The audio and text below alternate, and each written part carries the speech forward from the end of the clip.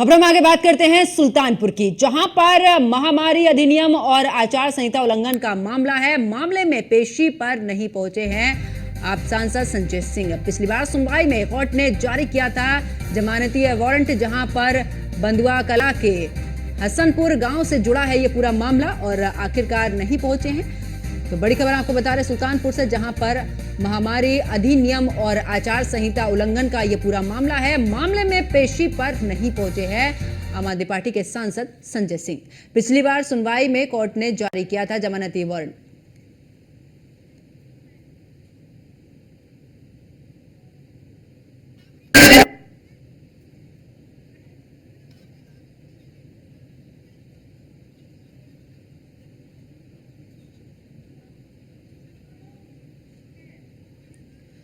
तो देखिए, मथुरा के कथावाचक प्रदीप मिश्रा ने माफी मांगी है। राधा रानी पर दिया था विवादास्पद बयान, जहां पर बरसाना राधा रानी मंदिर पहुंचकर माफी मांगी है। विवादास्पद बयान पर प्रदीप मिश्रा ने आखिरकार माफी मांगी। और आप देखिए, ये वहां पर बैठे हैं और किस तरीके से यहां पर माफी मांगी है और साक्षात प्रणाम करते हुए।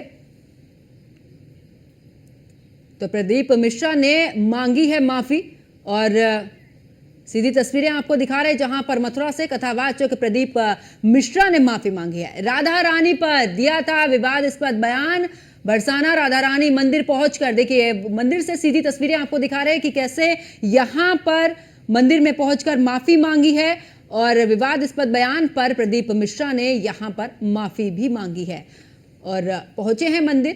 उन्होंने इस दौरान विवादित बयान दिया था और उसके बाद उनकी तरफ से मंदिर पहुंचकर बरसाना के यहां पर माफी भी मांगी है उन्होंने।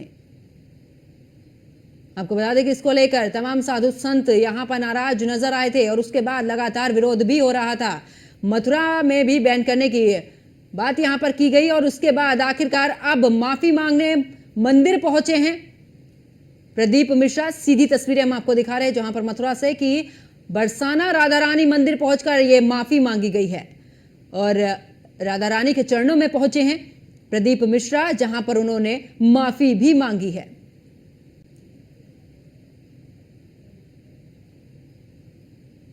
और यहां पर देखिए, मनाते हुए, भजन गाते हुए और यहां पर माफी मांगते नजर आए हैं प्रदीप मिश्रा।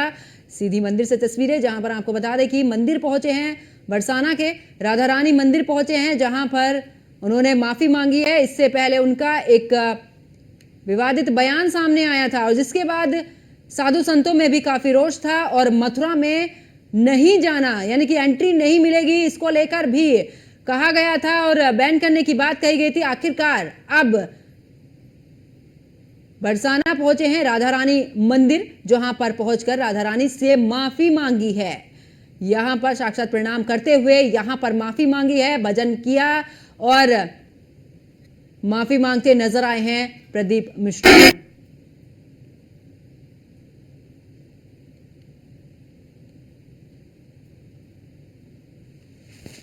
आज आप आए थे राधा रानी के दरबार में, क्या कुछ रहा, क्या कहना चाहिए? राधा रानी का दर्शन किया, बरसाने की पवित्र भूमि को प्रणाम किया, नमन किया और महारानी जी से माफी मांगी कि हमारे शब्द से कोई त्रुटि हुई हो तो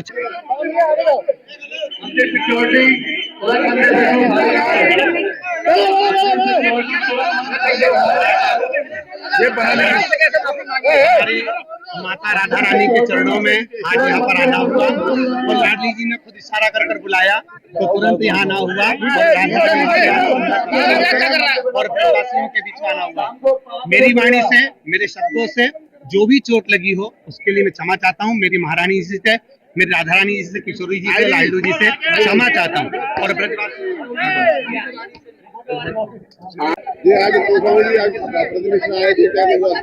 राधा रानी ने उनको सद्बुद्धि दी और जैसे हम लोग चाहते कि नागरिगढ़ के माफी मांगे, साष्टांग दंडवत प्रणाम श्री राधा रानी के आगे उन्होंने करी नागरिगढ़ी और बाहर आकर के मीडिया के सामने कहा कि मेरे द्वारा किसी को कोई कष्ट पहुंचा हो उसके लिए मैं क्षमा प्रार्थी हूं, और उनके अंदर सद्भाव दिखा। उन्होंने तरीके से माफी मांगी। राधा रानी के साथ जो उन्होंने गड़बड़ बोला था उनके चेहरे पे प्रायश्चित दिख रहा था, उनके चेहरे से लग रहा था कि हाँ उन्होंने गलती करी है, लेकिन उन्होंने क्षमा भी बड़े मन से मांगी है। आज के इस जो कुछ हुआ है उसे देख करके हम लोग बड़े प्रसन्न हैं। सब काम राधा रानी की कृपा से हुआ है। आपने उनको माफ कर दिया? हाँ, हमने अपने ऊपर कोई टसल नहीं ली। जो उन्होंने अपराध किया था वो ईश निंदा का अपराध था। हमारी आराध्या राधा रानी के बारे में बोले थे और हमारी शर्त भी यही थी। मान मंदिर सेवा न्यास, धर्म रक्षा संघ, ब्रजतीर्थ देवालय परिषद, सब लोगों का एक ही कहना था कि वो राधा रानी के आगे आकर के क्षमा मांगे। उन्होंने राधा रानी के आगे भी क्षमा मांगी और मीडिया के आगे भी क्षमा मांगी। इससे हम लोग संतुष्ट हैं। ये आज क्या कुछ रहा? आज जो ब्रजवासियों की मांग थी कि प्रदीप मिश्रा अपनी की हुई गलती की नाक पकड़ के रगड़ के यहाँ क्षमा मांगे, तो आज सभी ब्रजवासियों के समक्ष राधा रानी के सामने लंबी लेट करके और नाक रगड़ करके प्रदीप मिश्रा ने गलती की माफी मांगी है। और उन्होंने शब्दों में भी कहा है, अपने अनुयायियों को भी कड़ाई से कहा है कि कोई भी हमारे पूज्य आचार्यगण के लिए, कोई ब्रजवासी के लिए किसी प्रकार की कोई भी गलत बातें न करे जिससे कि कोई और विवाद खड़ा हो। आज उन्होंने माफी मांगी है और माफी के साथ में इस पूरी लड़ाई में हमारी मीडिया का बड़ा योगदान रहा है।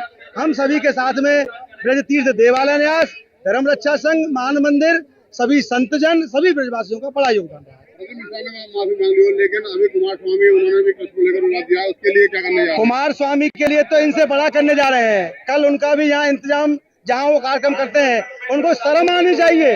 वो कह रहे हैं कि राधा कृष्ण का मंदिर बनाएंगे और राधा कृष्ण के मंदिर साथ भगवान कृष्ण के बारे में इतनी अनर्गल टिप्पणी आज तक पौंड्रक ने भी नहीं की, शिषपाल ने भी नहीं की। वो तो शिषपाल और पौंड्रक से बड़ा है, उसका इंतजाम तो इनसे बड़ा होने जा रहा है। आज प्रदीप मिश्रा ने गलती मानी है, अब उसकी बारी है।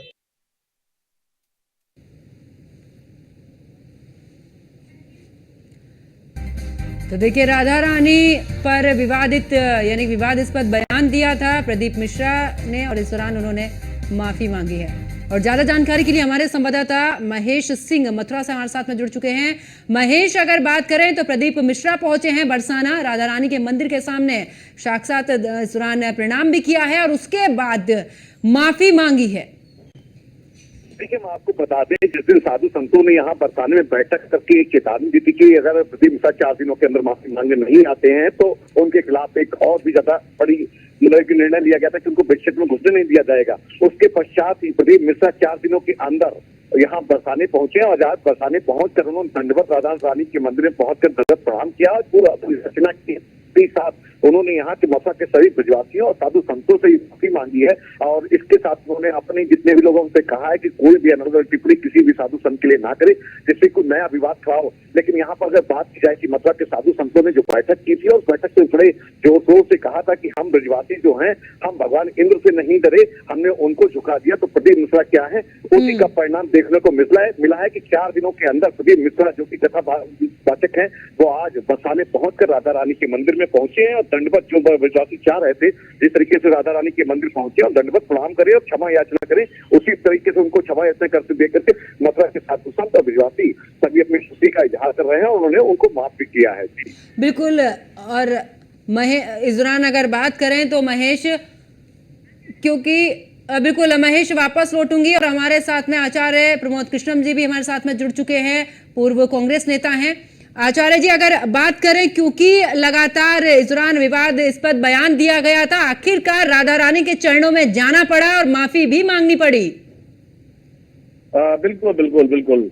जिस तरह से ये विवाद चल रहा था इतने दिनों से और लगातार इतना बड़ा तूल पकड़ रहा था, इसके लिए धर्म संसद भी रखी गई और बरसाने में सब संत महात्माओं का जो सभा भी हुई। लेकिन ये आवश्यक था, जो वो श्री जी हैं, वो साक्षात जगत जननी है, जगदम्बा है, राजराजेश्वरी है, तो उनके चरणों में जाना इनको पहले ही चाहिए था। इन्होंने विलंब कर दिया, लेकिन ठीक है, देर से सही, लेकिन कम से कम पहुंचे। तो ये पहुंच करके मुझे लगता है कि क्षमा याचना भी उनकी हो गई है और जो अपराध इनसे हुआ था, जो कि भाषा के मर्यादा को लेकर के कि क्या बोलना चाहिए, क्या नहीं बोलना चाहिए, कैसे बोलना चाहिए, उन सब विषयों को अगर देखा जाए तो वह बहुत आवश्यक था और बहुत सही काम हुआ है कि इन्होंने राधा रानी के चरण पकड़ लिए हैं। अब वो जो अपराध इनसे हुआ था, वो पाप बन गया था, वो से क्षमा याचना भी इनको मिल गई होगी। बिल्कुल। आचार्य प्रमोद मिश्रा जी, अगर बात करें, क्योंकि लगातार चाहे सनातन धर्म की बात की जाए, क्योंकि इस तरीके के बयान हम अक्सर सुनते हैं, अगर बात करें इस तरीके से बयान देना और इस तरीके से माफी मांगना कहीं ना कहीं उन लोगों के लिए भी है जो कि आने वाले समय में इस तरीके के बयान ना दे किसी भी धर्म को लेकर, क्योंकि धर्म आपको इतनी इजाजत नहीं देता है कि आप किसी को लेकर किसी भी तरीके की टिप्पणी करें।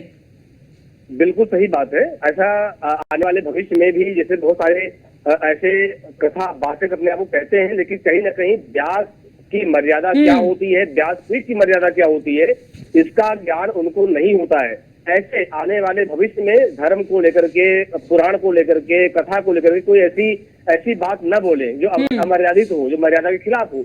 ऐसा न करें, इसलिए बहुत जरूरी था। और मुझे लगता है कि इस सीख को नए और कथावाचक जो कि समाज में आ रहे हैं या कथा कर रहे हैं, कहीं ना कहीं कुछ अज्ञानता अगर हो तो उनको समझना चाहिए, इस कथा से सीख लेनी चाहिए, इस विषय से सीख लेनी चाहिए। और इस जो टिप्पणियां तमाम हुई और तमाम आक्रोश संत महात्माओं के हुए, इससे सभी संत महात्माओं को, व्यासों को, व्यास पीठ पर बैठने वाले लोगों को इसे सीख लेनी चाहिए कि कोई ऐसी मर्यादित भाषा न हो, मर्यादा का जो है प्रभाव ना हो, मर्यादा के अंदर ही काम करें, व्यास को समझे, व्यास पीठ की मर्यादा को समझे, ये बहुत जरूरी था। इसलिए आगे भविष्य के लिए भी बहुत अच्छा काम और बिल्कुल है, क्योंकि प्रमोद मिश्रा जी, आप जिस तरीके से कथावाचक हैं प्रदीप मिश्रा, आपके साथ में समाज जुड़ता है, समाज के लोग जुड़ते हैं, आप इस तरीके के बयान देते बहुत ज्यादा फर्क पड़ता है कि आप जिन अच्छाई की बातें करते हैं और इस तरीके से जब आप बीच में जाते हैं और ऐसे बयान देते तो वाकई में क्या कुछ आपके प्रति जो छवि रहती है उस पर कितना असर पड़ता है?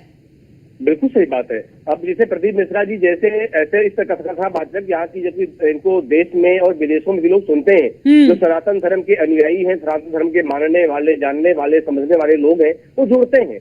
तो मुझे लगता है कि जुड़ करके लोग कुछ चाहते हैं कि हमें धर्म का सही मार्गदर्शन मिले, हमें पुराणों का रस मिले, भागवत का रस मिले, शिवपुराण का रस मिले।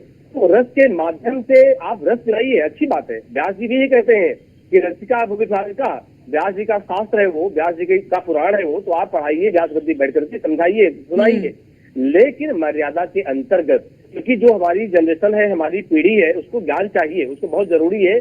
क्योंकि आए पिछले लगभग कह सकते 1000 वर्षों में हमें भटकाया गया, जो भी लोग विधर्मी लोग हैं उनसे भटकाया गया।